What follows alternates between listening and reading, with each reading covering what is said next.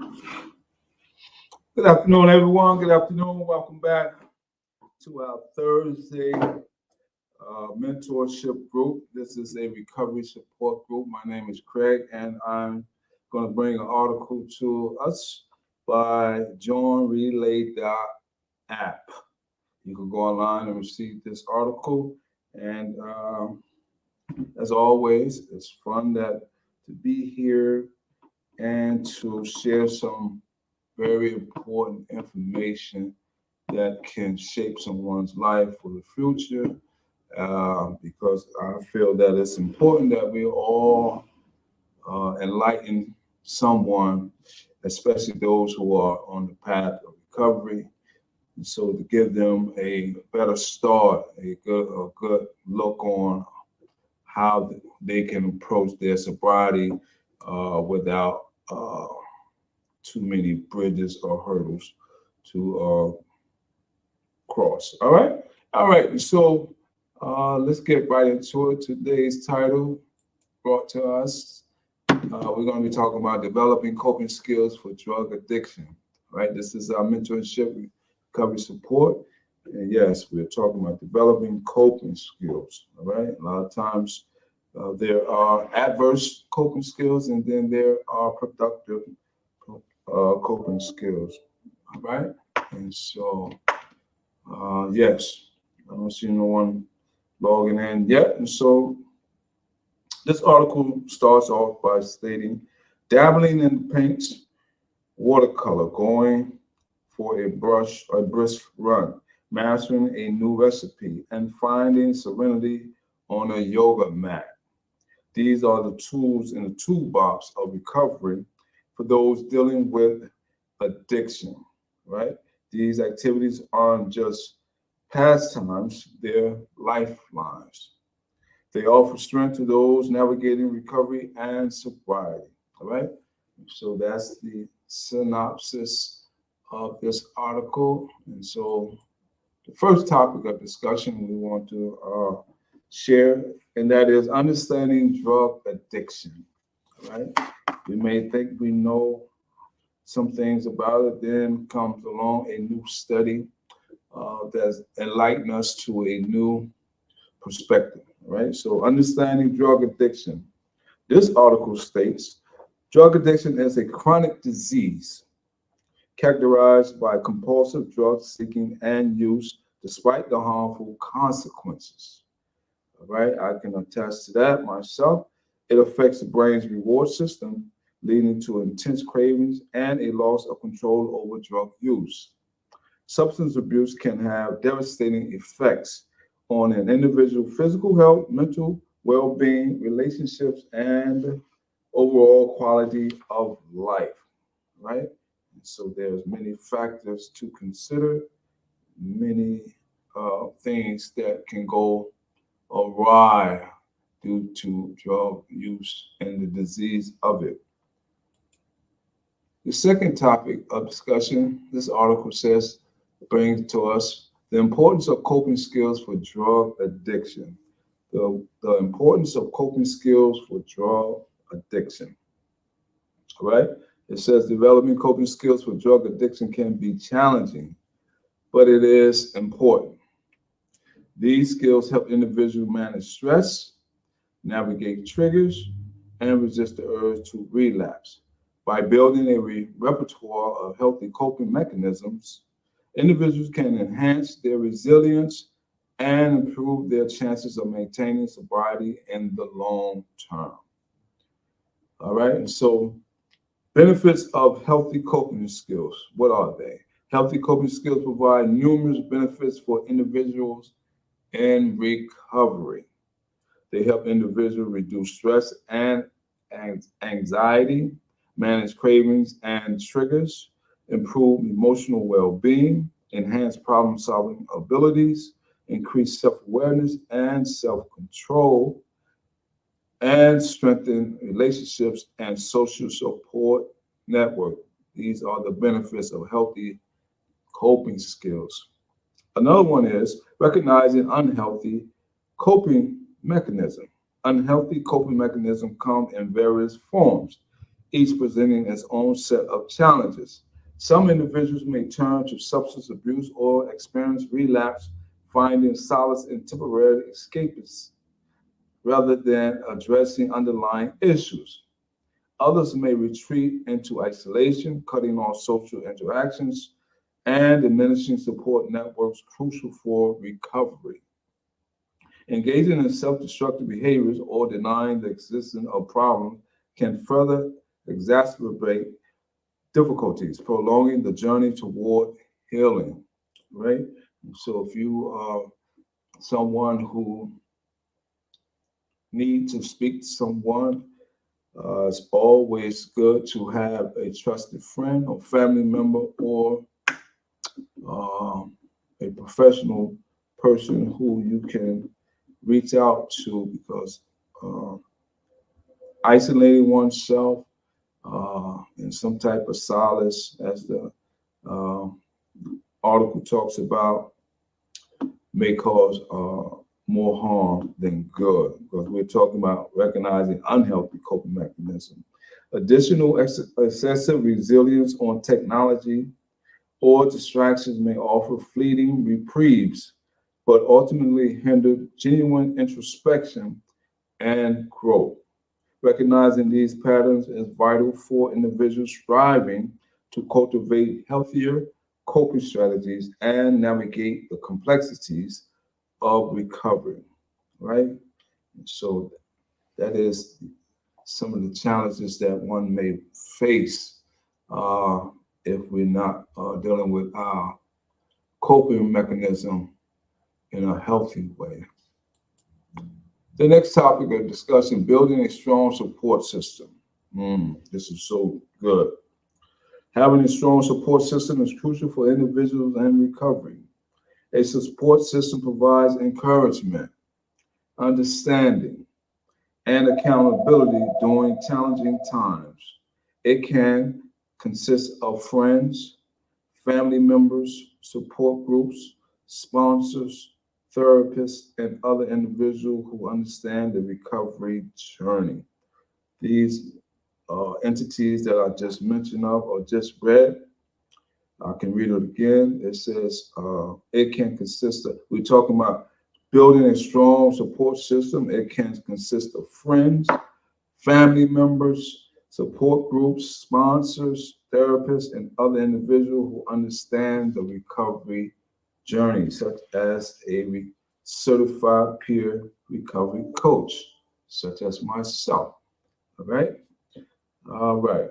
And so the power of social support. Social support plays a significant role in recovery from drug addiction. It provides individuals with a sense of belonging, understanding, and validation. Social support can offer emotional support during difficult times, provide a safe space for sharing experiences and feelings, promote accountability and motivation, reduce feelings of loneliness and isolation, serve as a reminder of the importance of sobriety. That is the power of social support. Identifying trusted allies. This is key. When establishing a robust support system, it's crucial to surround yourself with individuals who demonstrate trustworthiness, empathy, and unwavering encouragement for your journey toward recovery, right? And so it's always good to have some trusted allies, those who you can identify with. These individual allies might include family members devoted to your sobriety, friends who wholeheartedly support your aspirations for a healthier life, peers in recovery who can empathize with your struggles and offer invaluable insights, sponsors or mentors who have navigated their own path to sobriety and can provide invaluable guidance, and therapists or counselors with expertise in addiction treatment, equipped to offer tailored support and strategies to aid in your healing process, right? Also, assembling this network of understanding and compassionate individuals creates a foundation of support to lean on during challenging times and celebrate victories along the path to a brighter future. It's always good to be able to uh, have someone that you're able to relate with, people who are going to give you positive feedback, who's going to let you know whether or not you are on the right path.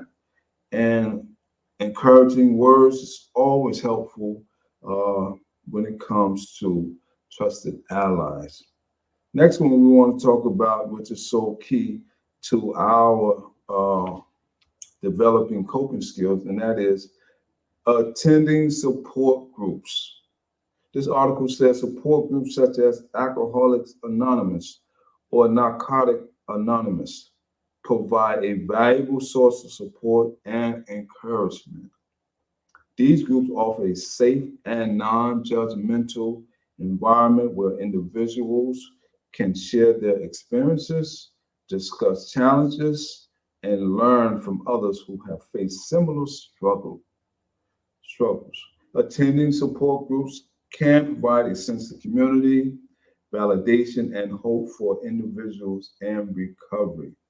That is so true. When you find a support group that you feel comfortable in sharing and that people are sharing valid information that can help you along your journey, it can go a long way.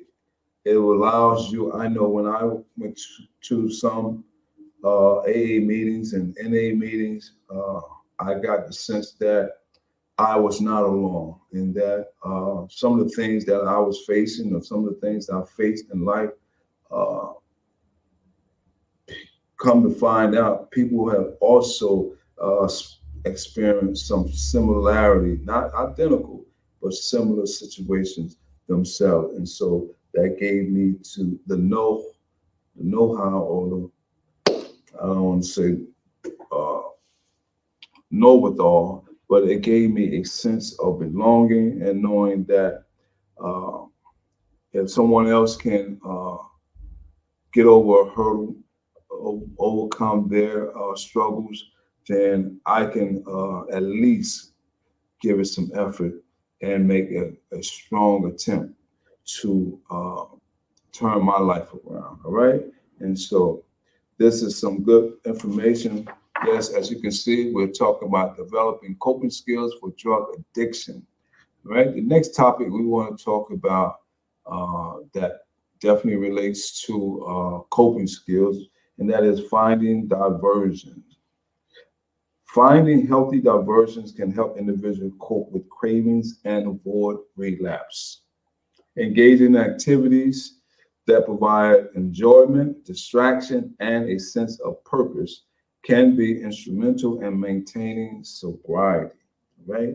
And so when things, or when you're having these thoughts, um, using or fleeting thoughts of past events, find a diversion tactic, all right?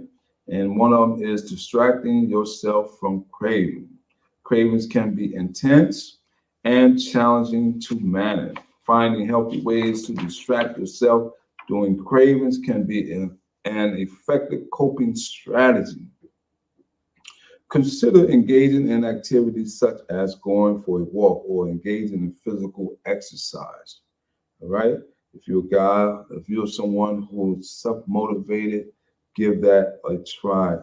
Oftentimes, when we find ourselves self-motivated to do something, especially something that we like and enjoy and is productive, I suggest, just me, I know when I find myself being so self-motivated and doing something, whether reading a good book, I I just take charge and go with the flow. All right. Trying a new hobby or create outlets. All right. We're talking about distracting yourself from craving, calling a supportive friend or family member, reading a book or listening to music, engaging in mindfulness or relaxation techniques. Hmm. practicing deep breathing exercise, right? There's a host of things that we can find or we can turn to. And I'm not saying that it's easy. Just give it a try. But when you make an attempt at something, and whether you fail or succeed, at least you know you have given it an effort, right? And that you have put your best foot forward, and that you're not a someone who just uh, don't want to turn the situation around. So resiliency is very important. I know that a lot of us have that in us. We just got to find the right niche, the right thing that we enjoy to turn things around. The next one is engaging in physical activities. Physical activities not only improve physical well-being, but also contribute to mental and emotional well-being. Engaging in regular exercise can help reduce stress, improve mood, and increase self-confidence. Consider incorporating activities such as, we're talking about engaging in physical activities, and one of them is going for a run or a jog, taking a yoga or fitness class, participating in team sports, swimming or cycling, hiking or nature walks. All right. And so out here where I reside, there are many, I want to say, parks or trails out here that, if that's something that you enjoy, give it a try. I mean, I did a couple of them, and it was very interesting. And so it just amazing when you're out on a trail or nature walk, as this article describes it. Um, you begin to see all types of things in the nature. And so, yeah, I had enjoyed it. Exploring creative outlets. Engaging in creative activities can provide a sense of fulfillment and purpose, right? We're still talking about um, diversion, finding diversion. And so another one is exploring creative outlets, which this article says engaging in creative activities can provide a sense of fulfillment and purpose. Creative outlets allow individuals to express themselves, reduce stress, and cultivate a sense of joy. Consider exploring activities such as painting or drawing, writing or journaling, playing a musical instrument, sculpting or pottery, cooking or baking, gardening or flowering arrangement. All right.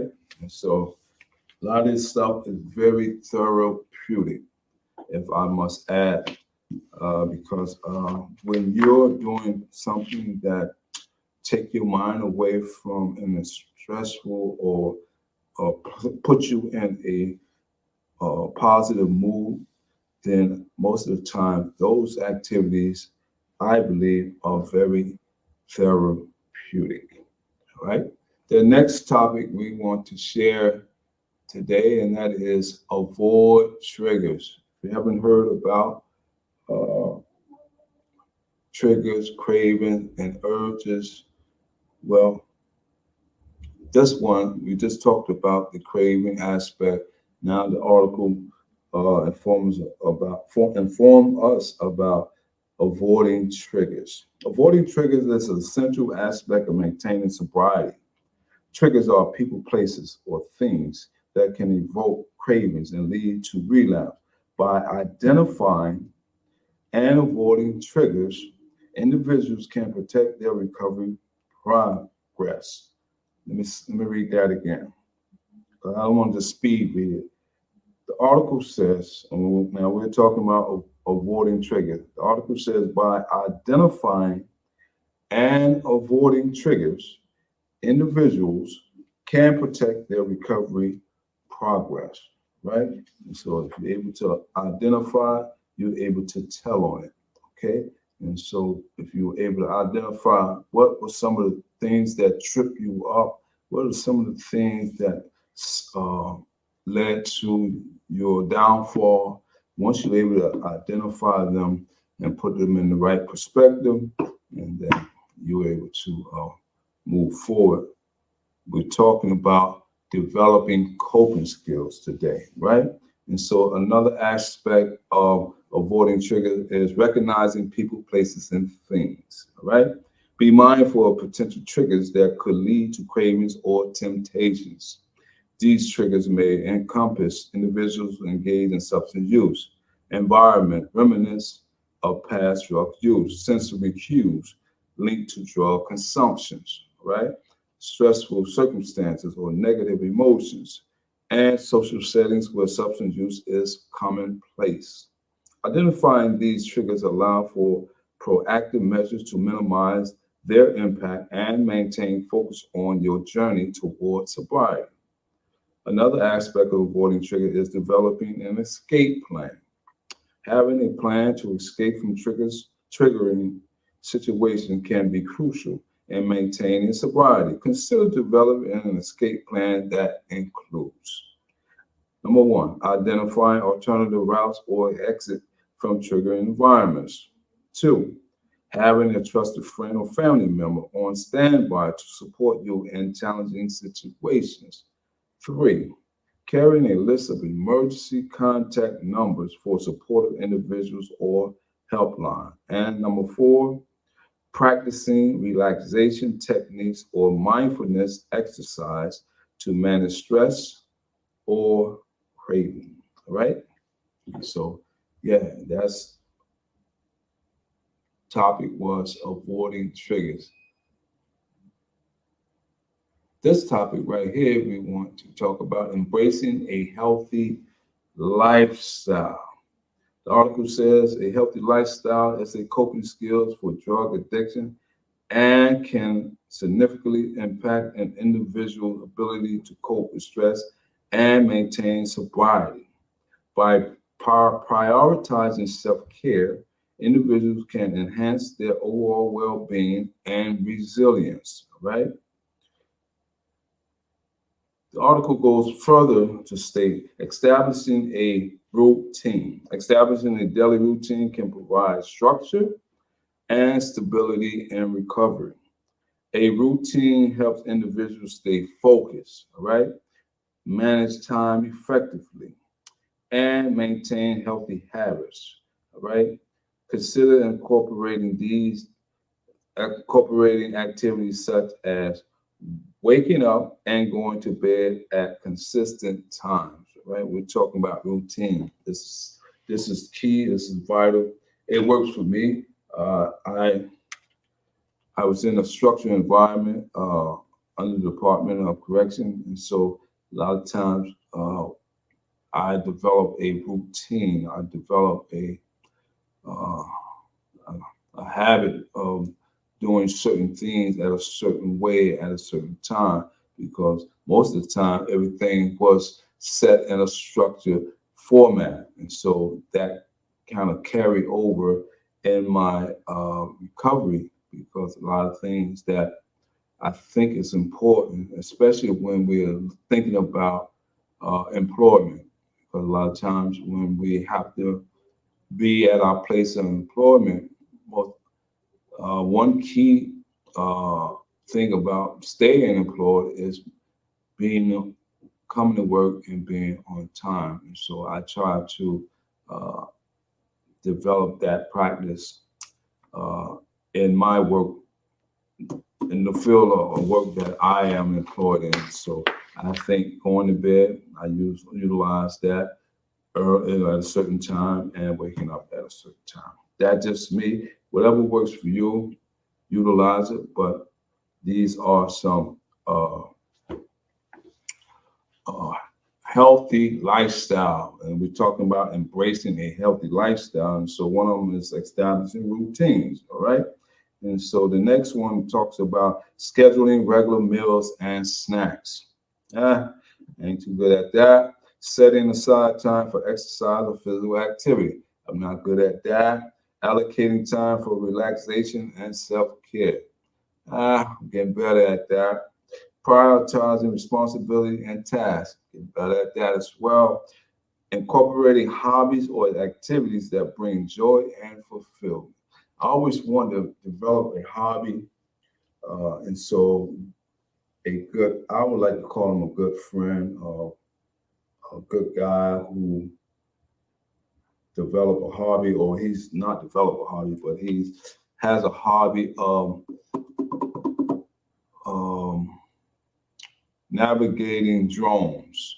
All right, and so we was at this big picnic for marriage couples, me and my wife, and the gentleman, he was out there with his wife and his brother and his wife, and so they had this big drone, and so I was just like inquisitive about, man, that's nice how you operate it, and so he decided to let me borrow his small, I want to say starter kit drone, and so and I have took the liberty to start learning how to navigate a drone as a hobby, because I think it's therapeutic for me. I just think it just give me some time to have my little, I don't want to say my little young thing going, with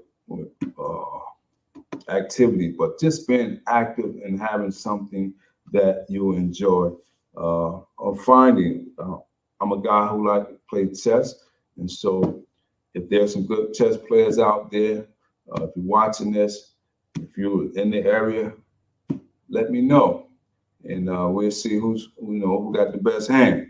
All right, enough of me babbling on. All right, the article continue on by stating adequate sleeping is crucial for physical and mental well-being. Poor sleep can increase stress levels and diminish the ability to cope effectively. All right, prioritize your sleep to better cope with your drug cravings. The more tired you are, the easier it will be to give in. All right. And so proper nutrition is also essential in supporting physical and mental health during recovery. Nourishing your body with a balanced diet provides energy, promotes overall well being, and helps regulate mood. Plus, learning a new recipe can be empowering and fun and a healthy distraction from drug craving. A well nourished body and brain will help you to process your recovery better and enjoy a drug free life more. All right. Regular physical exercise also has numerous benefits for individual and recovery. Exercise not only improves physical health, but also enhances mood, reduces stress, and increases resilience. Oh, wow. This is some vital information. We're talking about developing coping skills for drug addiction. This is our mentorship recovery support. All right. And so these are some key tools that one can utilize in their day-to-day activity. The next one, we want to talk about practicing mindfulness and meditation. All right. Now we get into some good, uh, I want to say, some good habits. All right. This is some good habit. Practicing mindfulness and meditation. Mindfulness and meditation are powerful practices that can support individuals and recovery. These practices involve intentionally focusing attention on the present moment, right? Cultivating non-judgmental awareness, and promoting a sense of calm and clarity. Wow, the power of mindfulness. Let's see what the article says about the power of mindfulness. Mindfulness involves bringing attention to the present moment without judgment. By practicing mindfulness, individuals can increase self awareness and self compassion. I'm reading this book. I just want to share with the audience. I'm reading this book called Emotional Intelligent Habits. I'm also reading Emotional Intelligence 2.0. And so it talks about the importance of competency and some of the there's four components that the book make mention of emotional competency, emotional intelligence, and that is, they call it EQ. All right, not IQ, let's talk about EQ and the four components that makes up the emotional EQ. They doesn't work. They work simultaneously, not in a set order. And so the first one, that is self-awareness. The other one is self-management. The third one is social awareness. And the last one talks about relationship management, right? And so they're all four of these EQ components, competency component, can help one develop a sense of mindfulness, all right? And so your mindset is very important. Reduce stress, and so we're talking about the power of mindfulness. It also helps reduce stress and anxiety, improve emotional regulation and impulse control, enhance focus and concentration, cultivate a sense of gratitude and acceptance. Meditation is a formal practice that involves focusing attention and achieving a state of deep relaxation and clarity. Regular meditation practice can have numerous benefits for individuals in recovery. Mindfulness breathing exercise are simple yet powerful techniques that can be practiced anywhere and anytime. All right. And so be in tune with your breathing, because a lot of times if we are having an anxiety episode or attack, however people classify it, a lot of times if we take time to pause and give ourselves at least 10 minutes to ponder how we are feeling, and to be able, as I talked about, identifying some of the things that we need to identify and get it back under our control, we will do good. So meditation, mindfulness is one. These exercises involve focusing attention on the breath, observing its sensation, and bringing attention back whenever the mind wanders. All right. Last but not least, utilizing stress management techniques.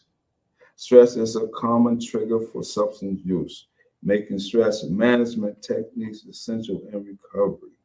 By developing effective strategies to manage stress, individuals can reduce their vulnerability to relapse and improve their overall well-being. All right. Deep breathing exercise help activate the body's relaxation response and promote a sense of calm. By focusing on slow and deep breathing, individuals can reduce stress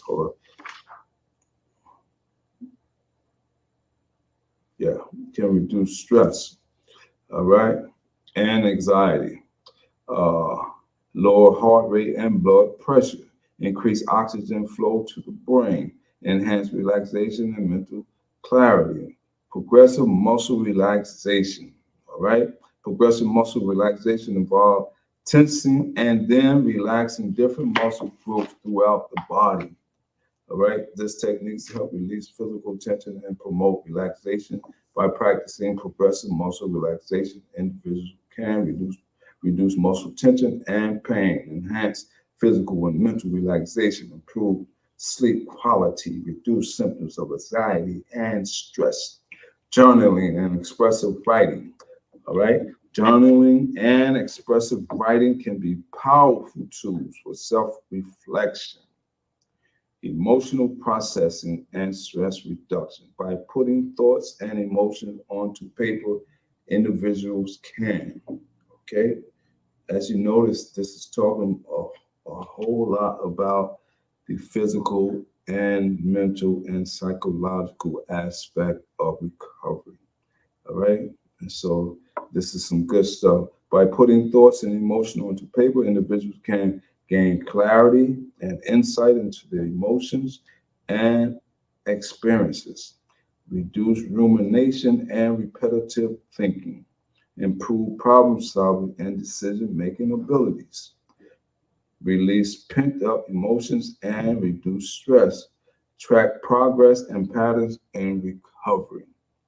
All right, and so uh, the last component of this part of utilizing stress management techniques is engaging in relaxation activities. All right? Engaging in relaxation activities can help individuals reduce stress, promote relaxation, and rejuvenate the mind and body. Consider incorporating activities such as number one, taking a warm bath or shower. Two, listening to calm music or nature sounds. Three, engaging in guided imagery or visualization exercises. Four, practicing yoga or stretching exercise. And number five, spending time in nature or engaging in outdoor activity. Now, you may not want to do some of them, but you may find enjoyment in maybe three out of the five. Okay. And so consider the information that was shared today. As before, you can always join or gather this information. Go online to joinrelay.app. This is I want to say, a helpful uh, article that assists in learning coping skills or developing, right? Well, learning, developing coping skills for drug addiction, right? There's a lot to learn, but trust me, you don't have to use all of them at the same time, but you can get a lot of insight on not, not only the addiction, but also who you are as a human being, what you like, some of the things that you can use to get some old habits out, bring in some new habits, and move forward and share some information with others and gather new friends and get rid of old friends who are not on the same path that you are on in your recovery journey. So that's it for me. My name is Craig, and I enjoy being able to share some information online. Whoever watching it, I hope you were able to get something out of it because I sure did. All right. Until the next time, take care.